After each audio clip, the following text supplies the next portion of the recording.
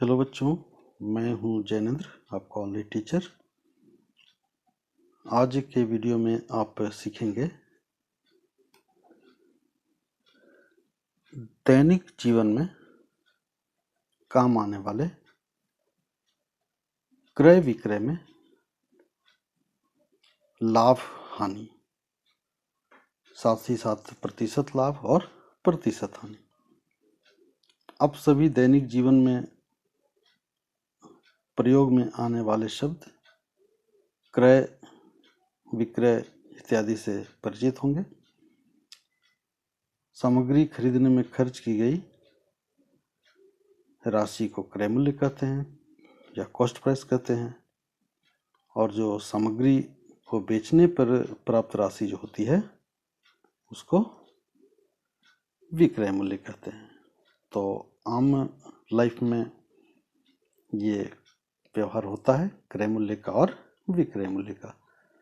तो जो लाभ और हानि चैप्टर है उसमें जो महत्वपूर्ण टर्म है जिसको आपको जानना चाहिए वो है क्रय मूल्य, यानी किसी सामग्री को जिस मूल्य में खरीदी जाती है, या कह सकते हैं खरीदने में खर्च की गई, यानी खरीदने में खर्च की गई राशि।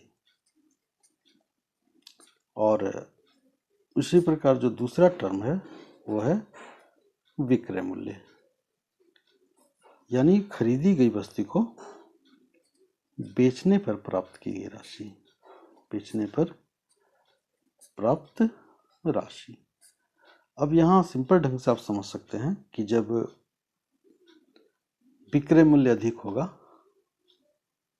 और लाभ ये क्रय मूल्य जब कम होगा, अर्थात विक्रय मूल्य कह सकते हैं यदि विक्रय मूल्य इज ग्रेटर देन क्रय मूल्य, यानी बेचने वाली राशि अधिक होगी, कम में खरीदा जाएगा, अधिक में बेचा जाएगा, तो क्या होगा? लाभ होगा। तो लाभ इक्वल टू सिंपल क्या हो जाएगा? विक्रय मूल्य हम इससे घटा देंगे क्रय मूल्य को। तो इस तरह से लाभ का फॉर्मूला मिल जाएगा। और शॉर्ट में इसको जानना चाहें, विक्रय मूल्य को यदि सेलिंग प्राइस कहें, इसको सेलिंग प्राइस कर सकते हैं, क्रय मूल्य को कॉस्ट प्राइस कर सकते हैं। तो लाभ का फॉर्मूला क्या हो जाएगा? लाभ हो जाएगा सेलिंग प्राइस घटाओ कॉस्ट प्राइस। तो बिल्कुल सिंपल है, इसको याद रखेंगे, याद हो जाएगा। और वही जब क्रय मूल्य अधिक हो जाएगा तो क्या हो जाएगा? हानि हो जाएगा। अब यहाँ लिख लीजिए कि यदि क्रय मूल्य यानी क्रय मूल्य ही अधिक हो जाएगा विक्रय मूल्य से, यानी ज़्यादा में खरीद करके कम में बेचा जाएगा, तो क्या हो जाएगा? हानि हो जाएगा। और हानि इक्वल टू फिर क्या हो जाएगा? फिर घटाना पड़ेगा कॉस्ट प्राइस में से सेलिंग प्राइस को, अर्थात ये एक प्रकार का फॉर्मूला मिल गया। तो बिल्कुल सिंपल है, इसको उदाहरण से भी समझ सकते हैं कि जैसे एक किसान है और वो 40,000 में गाय खरीद कर और रुपए 50,000 में बेचता है, तो लाभ कितना हो जाएगा?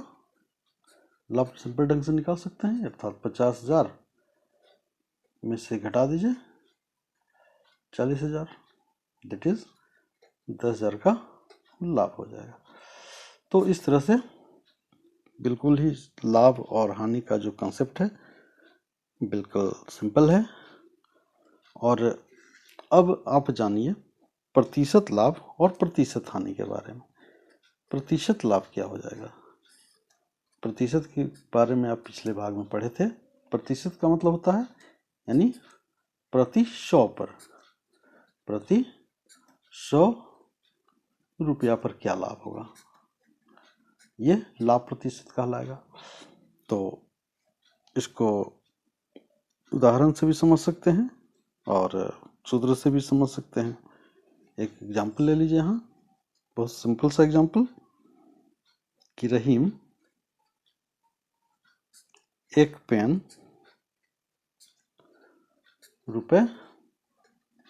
₹40 में खरीद कर ₹50 में बेच दिया, तो कितना प्रतिशत लाभ हुआ? कितना प्रतिशत लाभ हुआ?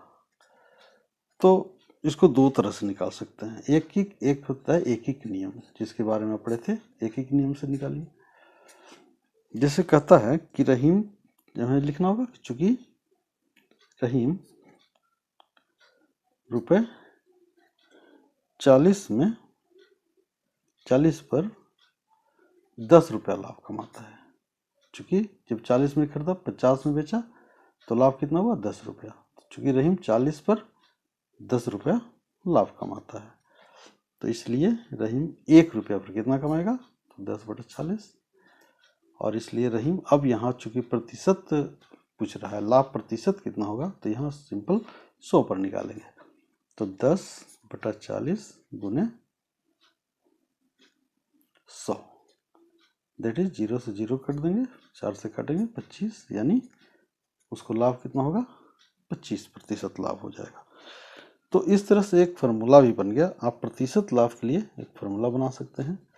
प्रतिशत लाभ इक्वल टू क्या हो जाएगा? देखिए यह ₹10 लाभ हुआ तो लाभ लिखेंगे, बटा यहाँ क्रय मूल्य लिखेंगे, क्योंकि हमेशा ये लाभ प्रतिशत या लाभ प्रतिशत हानि क्रय मूल्य के संदर्भ में लिया जाता है, और इसको 100 से गुना कर देंगे, तो ये एक फार्मूला हो जाएगा।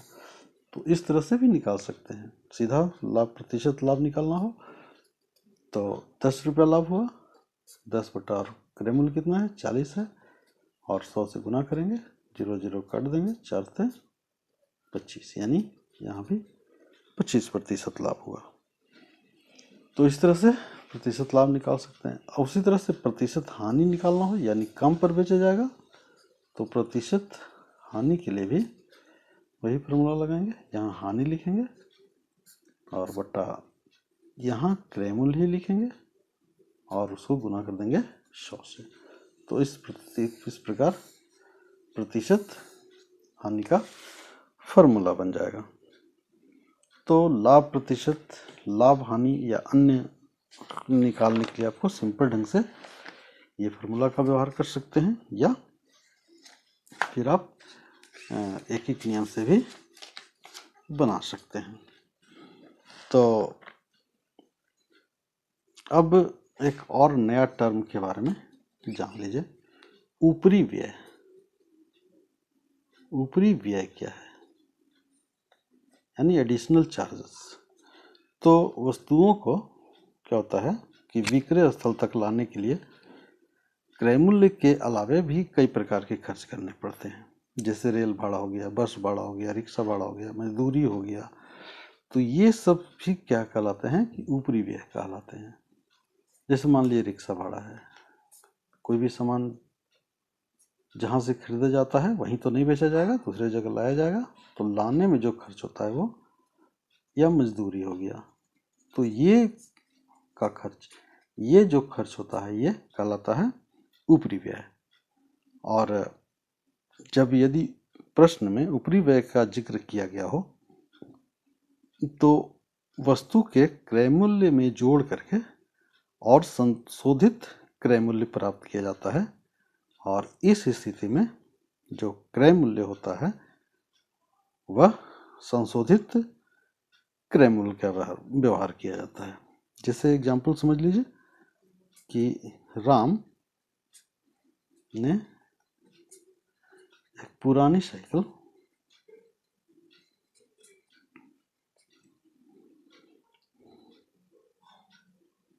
1000 में खरीदा, 1000 में खरीदा,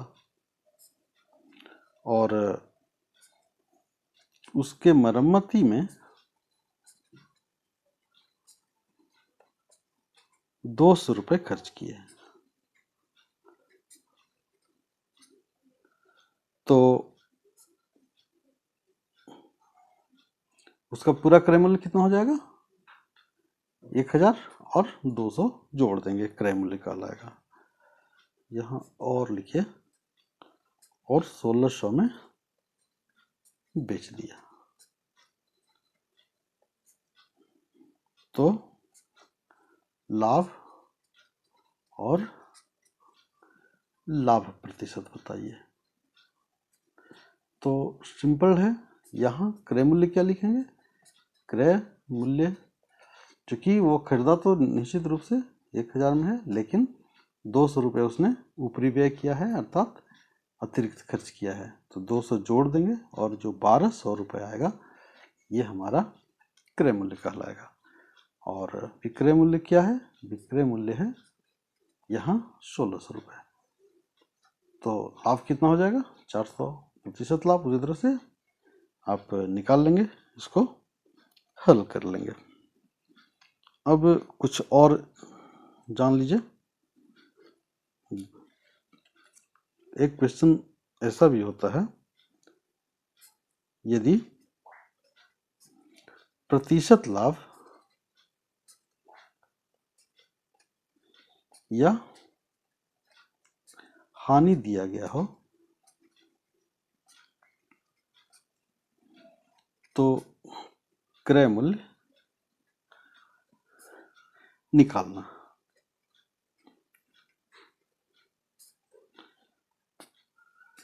तो इसको हल कैसे करेंगे?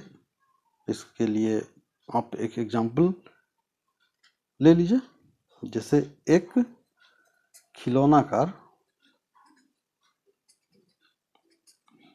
का विक्रय मूल्य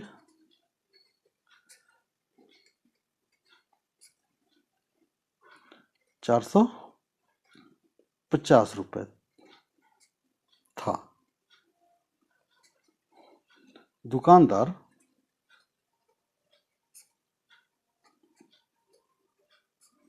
उसे 25% लाभ पर बेचा था। तो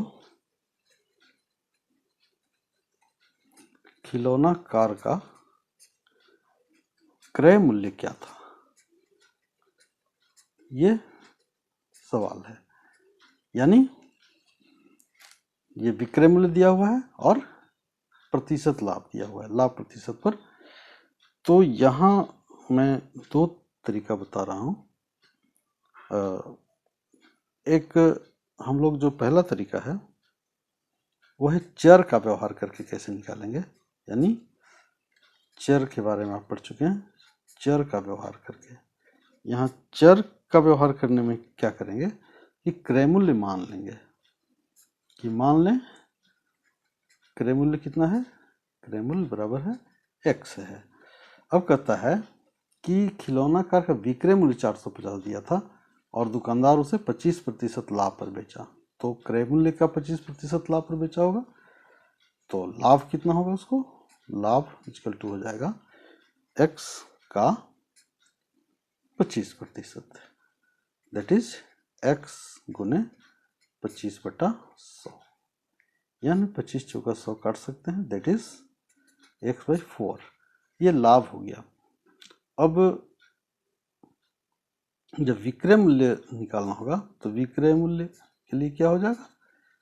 क्रय मूल्य में लाभ को जोड़ देंगे, क्रय मूल्य जोड़ लाभ।